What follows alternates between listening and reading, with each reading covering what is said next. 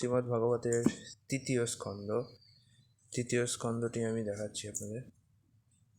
ভালো ছবি দিয়েছে শ্রীকৃষ্ণের কালী ও নাগকে দমন। এটা তৃতীয় স্কন্ধের প্রথম ভাগ। তৃতীয় স্কন্ধ তো অনেকটা বড়, তো এটাকে দুটো ভাগে ভাগ করা হয়েছে। এটা তৃতীয় স্কন্ধের প্রথম ভাগ। পেছনে কৃষ্ণ ছবি, বিষ্ণুর ছবি অ্যাকচুয়ালি। কি সুন্দর বিষ্ণুর ছবিটা।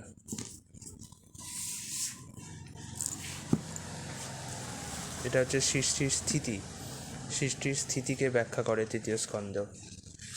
প্রথম স্কন্ধ ব্যাখ্যা করে হচ্ছে জগৎ সৃষ্টির রহস্য বা সৃষ্টিকে, আর দ্বিতীয় স্কন্ধটি মূলত ব্যাখ্যা করে হচ্ছে জগতের প্রকাশকে। এটা স্থানম অর্থাৎ সৃষ্টির স্থিতিকে ব্যাখ্যা করে। বিদুরের প্রশ্ন, ভগবান শ্রীকৃষ্ণের স্মরণ, বৃন্দাবনের বাইরে ভগবানের লীলাবিলাস, মৈত্রেয় সমীপে বিদুরের গমন, বিদুরের মৈত্রেয় সংবাদ, বিশ্বরূপের সৃষ্টি, বিদুরের অতিরিক্ত প্রশ্ন, গর্ভোৎকর্ষে বিষ্ণু থেকে ব্রহ্মার আবির্ভাব, সৃজনী শক্তির জন্য ব্রহ্মার প্রার্থনা, সৃষ্টির বিভাগ, পরমাণু থেকে কালের গণনা।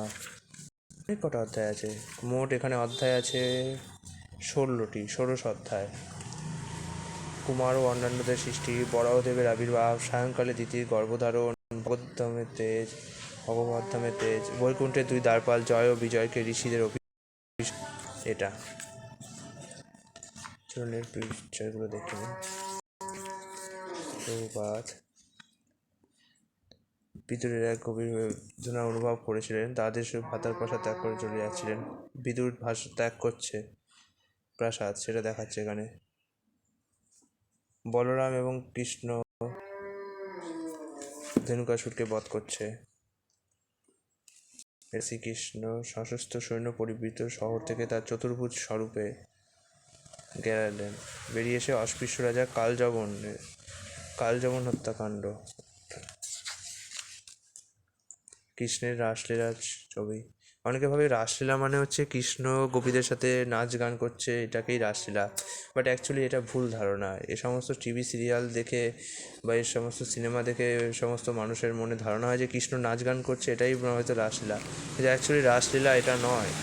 হ্যাঁ, গোপীদের সাথে নৃত্য গীত করাটা কৃষ্ণ অবশ্যই করেছিল, কিন্তু এটাই শুধু রাসলীলা নয়, তার আরও গভীর অর্থ রয়েছে, যেটা আপনারা জানতে পারবেন। আমি শ্রীমদ্ ভাগবতের সিরিজ শুরু করেছি, যেখানে প্রতিটা শ্লোক বাই শ্লোক আমি ডিটেলে আলোচনা করছি। দশম স্কন্ধে পৌঁছাতে অনেক সময় লাগবে। এমনিতেই যদি আমি 18,000 শ্রীমদ্ ভাগবতকে শেষ করি, তাহলে 49 বছর লেগে যাবে। 18,000 শ্লোক, প্রতিদিন যদি একটা শ্লোক করি, প্রতিদিন 10টা যদি শ্লোক করি, তবুও 4 বছরের কমে তো লাগবে না। তো 2 বছর তো লাগবেই, আপাতত 2-3 বছর তো লাগবেই দশম স্কন্ধে পৌঁছতে। আপনারা অবশ্যই সিরিজটিকে ফলো করুন। ভাগবত যদি কিনতে না পারেন, তবুও সিরিজটি দেখলে আপনারা কিন্তু ভাগবতের প্রতিটা শ্লোক তার অর্থ তাৎপর্য পেয়ে যাবেন। ওখানে আমি নিজের কোনো মন গড়া তাৎপর্য দিইনি। প্রভুপাদ যে তাৎপর্য ব্যাখ্যা করেছে সেটাই শুধু আপনাদের পড়ে শুনিয়েছি। অর্থাৎ এই বইটি না কিনতে পারলেও আপনারা পড়ে শুনতে পারবেন। তো অবশ্যই জিনিসটি বিনামূল্যে যখন পাওয়া যাচ্ছে, জ্ঞানটিকে গ্রহণ করুন, একে অবহেলা করে না। এই হচ্ছে পুরো স্টোরি। দ্বিতীয় স্কন্ধ শেষ।